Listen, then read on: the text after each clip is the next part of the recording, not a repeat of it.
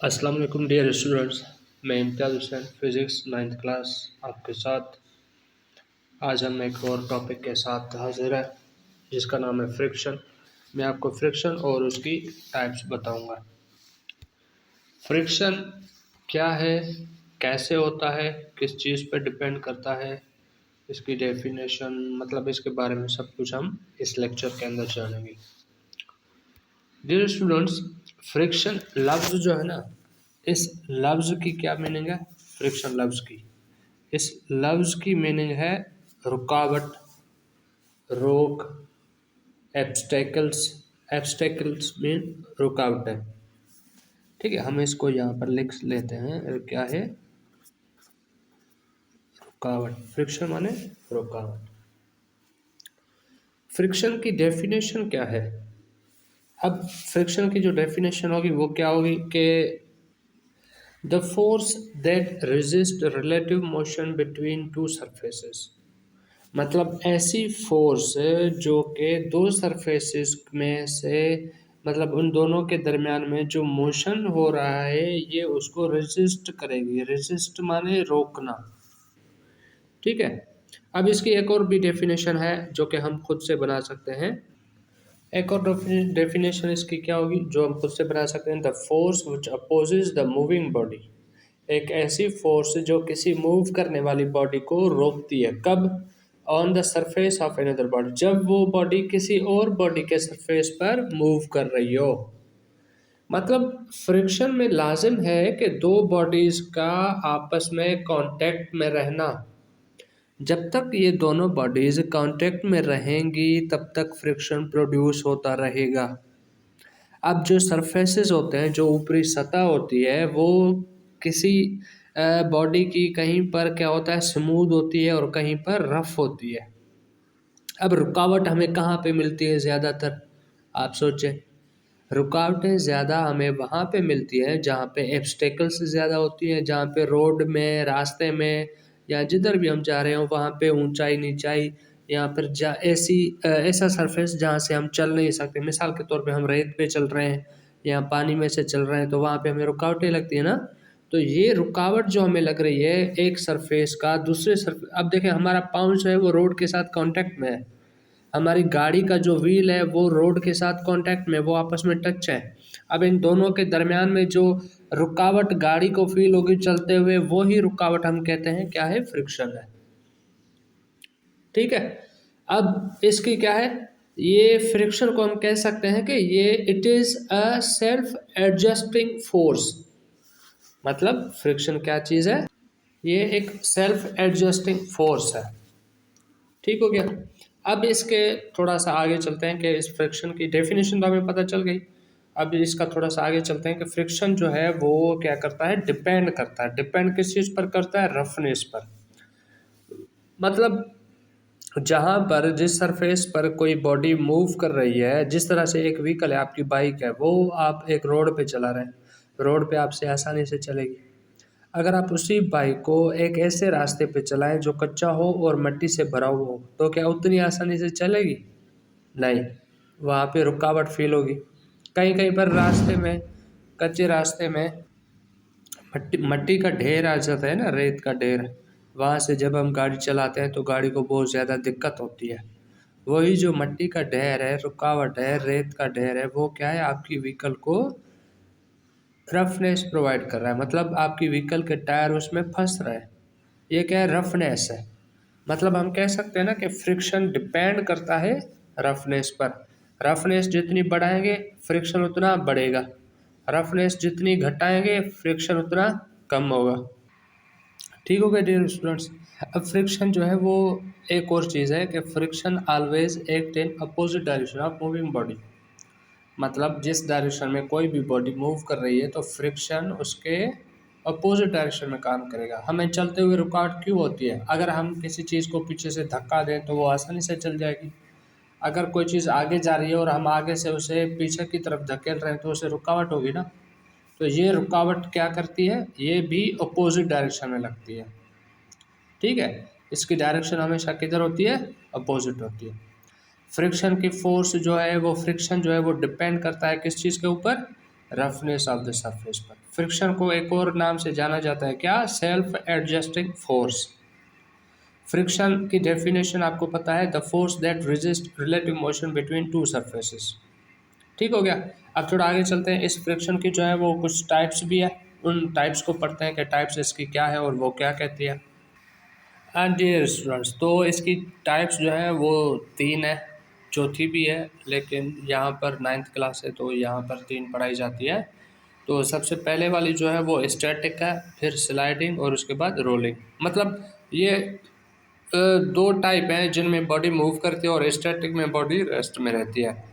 अब इनमें फ्रिक्शन कहाँ पर काम करता है, कैसे काम करता है? स्टैटिक जो है, स्टैटिक की डेफिनेशन क्या है स्टैटिक फ्रिक्शन की? It is force acting on an object. ये एक फोर्स है जो कि एक ऑब्जेक्ट पर असर करती है, काम करती है। कब? एट रेस्ट, जबकि वो बॉडी किस में हो? रेस्ट वाली कंडीशन में। अब वहाँ पर क्या काम कर रही है? बॉडी तो ऑलरेडी रेस्ट में है। अब फ्रिक्शन कैसे लग रहा है, कहाँ पे लग रहा है, हमें कैसे पता चले? अब क्या है कि उस रेस्ट में पड़ी हुई बॉडी को मूव करवाने के लिए हमें ज़ोर लगाना पड़ता है। अब ये जो हमें ज़ोर लगाना पड़ रहा है, जो हमें फोर्स लगानी पड़ रही है, वो कितनी लगानी पड़ेगी? आपको अंदाज़ा है कितनी फोर्स चाहिए? मतलब एक कोई भी चीज़ पड़ी हुई है, मैं उसे मूव करवाना चाहता हूँ। एक चेयर है लकड़ी की बनी हुई, थोड़ा वज़न भी है उसमें 10 से 15 किलो। अब मैं उसे मूव कराऊँ, मुझे क्या पता कि मुझे इसको मूव करवाने के लिए कितनी फोर्स चाहिए होगी? आपको अंदाज़ा है? अच्छा लिसन, अब क्या है कि उस बॉडी को मूव करवाने के लिए मैं जो भी फोर्स लगाऊंगा वो उसके मतलब उसमें 2 चीज़ें होनी चाहिए। कौन सी? एक तो मेरी लगाई हुई फोर्स उस बॉडी के मास के बराबर हो, जितना मास है, मतलब मेरी फोर्स उसके बराबर हो। दूसरी बात, या फिर उसके मास से ज़्यादा हो। ये 2 चीज़ें होगी तभी बॉडी क्या करेगी? मूव करेगी। ठीक हो गया। अब स्टैटिक रुकी हुई बॉडी पर मैं जो फोर्स लगा रहा हूँ ना, वो क्यों लगा रहा हूँ? अब वो उतना अपने मास के इक्वल फोर्स लगाएगी, लेकिन उसमें एक और फोर्स भी उसमें ऐड है। कौन सी? जिस सरफेस पर पड़ी हुई है उस सरफेस की। अब अगर आप सरफेसेस को देखें तो सारी चीज़ें स्मूथ नहीं है, सीधी नहीं है। ठीक है। अब पूरी यूनिवर्स में, हमारी पूरी कायनात के अंदर कोई भी ऐसी चीज़ नहीं है जो कि बिल्कुल स्मूथ हो। हर चीज़ के अंदर जो है फ्रिक्शन मौजूद है। फ्रिक्शन मतलब रुकावट। रुकावट किसी भी चीज़ में, मैं एक टाइल ले लूँ, अब उस टाइल तो मुझे सीधी दिख रही है, उसमें रुकावट किधर है भाई? अब अगर हम उसको माइक्रोस्कोपिक व्यू पे देखेंगे तो उसका जो ऊपर वाला सरफेस है उसमें भी हमें अप्स एंड डाउन्स, एब्स्टेकल्स, रुकावटें, ऊंचाई नीचाई, मतलब ऊपर नीचे थोड़ा खुरदरापन जो है वो दिखाई देगा। अब देखें, हमारी जैसे हमारे शूज़ चप्पल के नीचे जो है वो स्पेसेस होती हैं, गुड़ियाँ बनी बनी हुई होती हैं, गुड़ियाँ होती हैं ना जो अब ऊपर नीचे होती हैं, और जो गाड़ी के व्हील्स हैं उनमें भी बीच में स्पेसेस दी जाती हैं। ये क्यों दी जाती हैं? ये इसलिए कि जिस सरफेस पर हम चल रहे हैं, हमारे चप्पल का निचला सरफेस या जो गाड़ी का टायर है वो, और जिस रास्ते पर, जिस रोड पर, जहाँ पर हम चल रहे हैं, इन दोनों के दरमियान में ग्रिप पैदा हो सके। आपने देखा है कई शूज़ ऐसे होते हैं या कुछ चप्पलें ऐसी होती हैं जिनका निचला सरफेस स्मूथ होता है, बिल्कुल सीधा, वो उनके स्लिप होने के ज़्यादा चांसेस होते हैं। वो इसलिए कि वहाँ पे वो ग्रिप नहीं कर पाती। ठीक है। अब स्टैटिक फ्रिक्शन में जो बॉडी हमने जहाँ पर रखी हुई है वो सरफेस के साथ ग्रिप में मौजूद है। अब ज़ाहिर बात है, जो 2 चीज़ों ने आपस में एक दूसरे को पकड़ा हुआ है उन्हें अलग करने के लिए हमें फोर्स लगानी पड़ेगी। तो यही जो स्टैटिक फ्रिक्शन है, इसमें जो बॉडी मौजूद है वो क्या होगी? स्टैटिक फ्रिक्शन क्या करेगी? मैं एक चीज़ को मूव करवाना चाहता हूँ तो वो रेजिस्ट करेगी, रोकेगी। आप देखिए फोर्स डेफिनेशन में क्या लिखा है? It is a force. Static friction में क्या है? एक फोर्स लग रही है, किस पर? ऑन एन ऑब्जेक्ट, एक ऑब्जेक्ट पर जो कि रेस्ट में मौजूद है, at rest, that resist its ability to start moving. मतलब वो फोर्स कैसा असर दिखाएगी कि वो जो ऑब्जेक्ट रेस्ट वाली कंडीशन में, स्टैटिक में पड़ा हुआ है, वो उसके मूव करने की एबिलिटी को रोकेगी कि ये बॉडी मूव ना करे। लेकिन हम फोर्स लगाते जाते हैं, लगाते जाते हैं, लगाते जाते हैं, एक पॉइंट ऐसी आ जाती है ना जहाँ पर वो बॉडी मूव करना स्टार्ट कर देती है।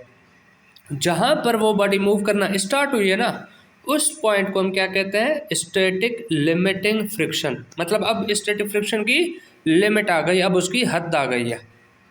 ठीक है। स्टैटिक फ्रिक्शन में बॉडी रेस्ट की कंडीशन में होती है। जब हम उसे मूव करवाना चाहते हैं तो हमें फोर्स लगानी पड़ती है, क्योंकि स्टैटिक फ्रिक्शन वाली फोर्स उस जिस्म को रेस्ट वाली कंडीशन में बरकरार रखना चाहती है, उसे मूव करवाना नहीं चाहती। तो उसे मूव करवाने वाली जो उसकी एबिलिटी है, उस बॉडी की जो मूव करने की एबिलिटी है, ये उसको रेजिस्ट करती है, रोकती है कि ये जिस्म मूव ना करे। लेकिन हम फोर्स बढ़ाते जाएंगे तो एक पॉइंट ऐसी आती है जहाँ पर वो मूव करना स्टार्ट कर देती है, तो उस पॉइंट को हम कहते हैं स्टैटिक लिमिटिंग फ्रिक्शन।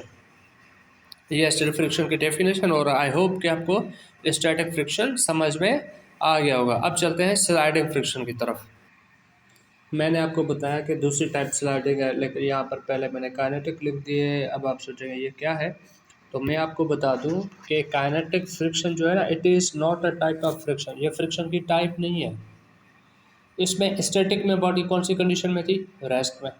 अब जो दो टाइप आ रही है, कौन सी, स्लाइडिंग और रोलिंग। इन दोनों में बॉडी क्या करेगी, मूव करेगी। शाबाश। अब इन दोनों में जब बॉडी मूव करेगी, मूव यानी कि मोशन, और मोशन को हम क्या कहते हैं, काइनेटिक कहते हैं। तो इसीलिए इन दोनों टाइप्स को हम एक ही नाम से जान सकते हैं, कौन सा, kinetic friction. Next two types called kinetic friction. ठीक हो गया। आ जाए sliding friction. Where one body slides over on another body, friction between two surfaces called sliding friction. अब इसका मतलब है कि जब एक बॉडी दूसरी बॉडी के ऊपर स्लाइड करे, स्लाइड मतलब ऐसे खिसकना, ऐसे स्लिप होना, इसको हम स्लाइडिंग कहते हैं। जैसे आपने वो वीडियो वगैरह में देखे होंगे ना कि बर्फ़ के ऊपर जो बंदे चल रहे होते हैं, उन्होंने अपने शूज़ के नीचे स्केट बांधी हुई होती है, जो स्टिक होती है ना, उस पर बांधी हुई होती है, और दोनों हाथों में स्टिक पकड़ी होती है, एक लाठी पकड़ी होती है, उससे वन टाइम जोर लगाते हैं तो वो दूर तक स्लाइड करके चले जाते हैं। ठीक है। अब उनकी वो स्केट जो है ना, जो पैर के नीचे, शू के नीचे उन्होंने बांधी हुई है, एक स्टिक टाइप बिल्कुल लंबी सी, जो बर्फ़ के ऊपर जिससे वो स्लाइड कर रहे होते हैं, उसके और बर्फ़, इन दोनों के सरफेसेस में जो है जो रुकावट लग रही है, उससे हम कहते हैं स्लाइडिंग फ्रिक्शन।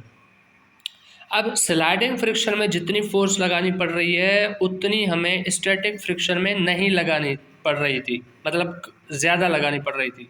स्लाइडिंग में हमें कम लगानी पड़ रही है।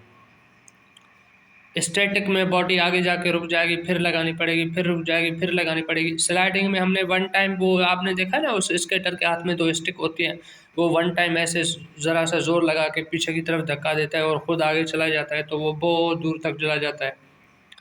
अब हम कह सकते हैं कि sliding friction is less than static friction, क्योंकि स्लाइडिंग फ्रिक्शन में हमें स्टैटिक से फोर्स कम लगानी पड़ रही है। स्लाइडिंग फ्रिक्शन कब होता है, जब एक बॉडी दूसरी बॉडी के ऊपर क्या करे, स्लाइड करे। तब उन दोनों बॉडीज़ के सरफेसेस पर, जो स्केटर की वो स्केट है ना, उसका निचला सरफेस और जो वो हिस्सा बर्फ़ के साथ टच हो रहा है, बर्फ़ का भी वो हिस्सा जो आपस में टच हो रहा है, इन दोनों के दरमियान में जो फ्रिक्शन प्रोड्यूस हो रहा है, वो होता है sliding friction. Sliding friction is less than static friction. चलिए अब इसकी तीसरी टाइप पढ़ते हैं, रोलिंग फ्रिक्शन। तो रोलिंग फ्रिक्शन क्या है, when a body moves on wheels the friction is said to be rolling friction.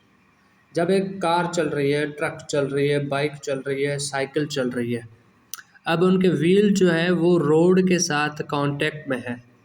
अब व्हील का जो ऊपर वाला सरफेस है जो रोड के साथ टच हो रहा है, और रोड का सरफेस जो व्हील के साथ टच हो रहा है, इन दोनों के दरमियान में जो फ्रिक्शन प्रोड्यूस होता है, उसे हम कहते हैं रोलिंग फ्रिक्शन। ठीक है। अब स्टैटिक फ्रिक्शन में बहुत ज़्यादा फोर्स लगानी पड़ रही थी, तो स्टैटिक फ्रिक्शन ग्रेटर। स्लाइडिंग में कम लगानी पड़ रही थी थोड़ी, तो स्लाइडिंग फ्रिक्शन लेस। और रोलिंग फ्रिक्शन में हमें और कम लगानी पड़ रही है, तो rolling friction is much laser. हम कह सकते हैं ना कि स्लाइडिंग फ्रिक्शन जो है वो स्टैटिक से कम है, और रोलिंग फ्रिक्शन जो है वो स्लाइडिंग से कम है। और हम ये भी कह सकते हैं कि स्लाइडिंग और रोलिंग दोनों फ्रिक्शन जो है वो स्टैटिक से कम है। अब रोलिंग फ्रिक्शन को थोड़ा सा एक्सप्लेन करता चलूँ कि रोल करना मतलब बॉडी का गोल घूमना, मतलब ऐसा फ्रिक्शन जब कोई जिस्म दूसरे जिस्म के ऊपर, उसके सरफेस के ऊपर क्या करे, रोल करे, गोल घूमे, मतलब टच में हो। ऐसा नहीं कि जैसे पंखा चल रहा है, पंखे के पर जो है वो टच नहीं है किसी सरफेस के साथ, या घड़ी की सुई गोल घूम रही है, घड़ी की सुई के जो इंड वाला हिस्सा देखें, जो हमारे डिजिट पर आता है 2 3 4 5, उनके पास पास से जो गुजर रहा होता है ना हिस्सा सुई का, क्या वो उनके साथ टच हो रहा है, रब कर रहा है, क्या वो उनके ऊपर चल रहा है? नहीं। ये गोल घूमना नहीं। वो गोल घूमना जब एक बॉडी का सरफेस दूसरी बॉडी के सरफेस के साथ टच हो। ठीक हो गया?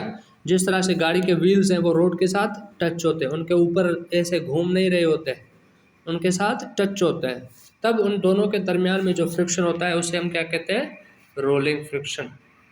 अब इसी फ्रिक्शन के फ़वायद भी है, नुकसानात भी है। फ़वायद ये कि हम चल सकते हैं, नुकसानात ये कि अगर हम फ्रिक्शन को बिल्कुल मतलब कम कर दें तो हम स्लिप होकर गिर जाएंगे। जैसे बारिशें होती हैं, स्लिप हो जाते हैं ना, बंदे गिर जाते हैं, तो वो क्या है, वहाँ पे फ्रिक्शन कम होता है, मतलब ग्रिप नहीं हो पाती।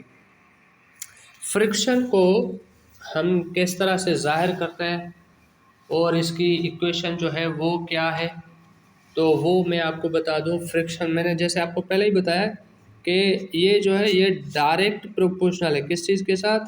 रफनेस ऑफ द सरफेस के साथ। तो फ्रिक्शन को हम ज़ाहिर करते हैं और इसका मतलब किस तरह से ज़ाहिर करते हैं, इसकी इक्वेशन क्या है, तो मैं आपको थोड़ा समझाता चलूँ कि फ्रिक्शन की फोर्स जो है वो डायरेक्ट प्रोपोर्शनल है किस चीज़ के साथ? रफनेस के साथ, या फिर आप नॉर्मल फोर्स भी कह लें, आर। ठीक है। अब इनका जो फ्रिक्शन का जो कोएफिशिएंट है ना वो होता है म्यू, इसे हम क्या कहते हैं? म्यू। ठीक है। अब फ्रिक्शन की जो फोर्स है ना, फ्रिक्शन ऑफ सरफेस कह लें, एफ एस भी कह लें, ठीक है, तो ये क्या होता है? F S is equal to mu R. ये यू नहीं है, म्यू है, म्यू, MEW, म्यू, ये वाला जो लिखा हुआ है म्यू आर। अब इसी इक्वेशन को अगर हम थोड़ा सा आगे ड्राइव करें, जो फ्रिक्शन का कोएफिशिएंट है उसके लिए सारी बातें उसके लिए बनाई जाएगी, तो क्या होगा कि mu is equal to F upon R. ठीक है, तो ये हमारे पास जो है वो इक्वेशन होगी। अब आर क्या चीज़ है? आर जो है वो हमारे पास रिएक्शन है नॉर्मल का, यानी कि जो डब्ल्यू हो जाता है, वेट। ठीक हो गया? तो वेट हमने पढ़ा है किस चीज़ के बराबर है? W is equal to mg।